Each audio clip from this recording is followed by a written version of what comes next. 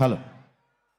కాసల శ్యామ్ గారు ఆల్రెడీ ఒక చిన్న ఇంట్రో ఇచ్చేశారు సినిమాలో. అవునండి. త్వరలోనే ఏమైనా హీరోగా కనిపిస్తారా?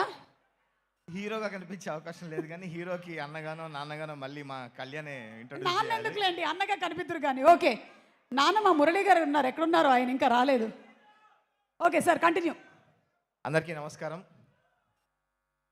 కరెక్ట్గా సంవత్సరం కింద ఇదే వేదిక మీద దమ్కీ సినిమా అప్పుడు వచ్చిన యంగ్ టైగర్ మళ్ళీ ఆ వైబ్ని ఇక్కడ చూస్తున్నాము.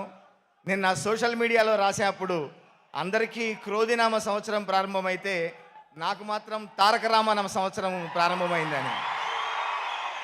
ఎందుకంటే ఆ రోజు ఈ వేదిక మీద నుంచి నా పాటలు ఎంతో ఇష్టమని తారక రామారావు గారు జూనియర్ ఎన్టీఆర్ గారి నోటి నుండి వింటే నిజంగా అది నా జీవితంలో మర్చిపోలేని క్షణం. అది మ్యాడ్లో కళ్ళజోడు కాలేజీ పాప అని రాస్తే చాలా పెద్ద హిట్ చేశారు.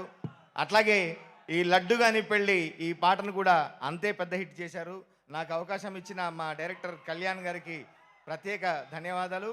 అట్లాగే మ్యాడ్ గ్యాంగ్ రియల్లీ థియేటర్లో చూస్తుంటే అసలు ఒక్కరు కూడా సీట్లో కూర్చోవట్లేదండి. అంత మ్యాడ్గా ఉంది సినిమా. ఇంత అద్భుతమైన విజయాన్ని అందించినందుకు మీ అందరికీ ప్రత్యేక ధన్యవాదాలు తెలియజేసుకుంటూ, నాకు ఈ చిత్రంలో రాయడానికి అత్యద్భుతమైన ట్యూన్, ఇంత మాసీ ట్యూన్ ఇచ్చినటువంటి నా మిత్రుడు సంగీత దర్శకుడు మా భీమ్స్ కూడా ప్రత్యేక ధన్యవాదాలు తెలియజేసుకుంటూ, ఒక్క మాట చెప్పాలి.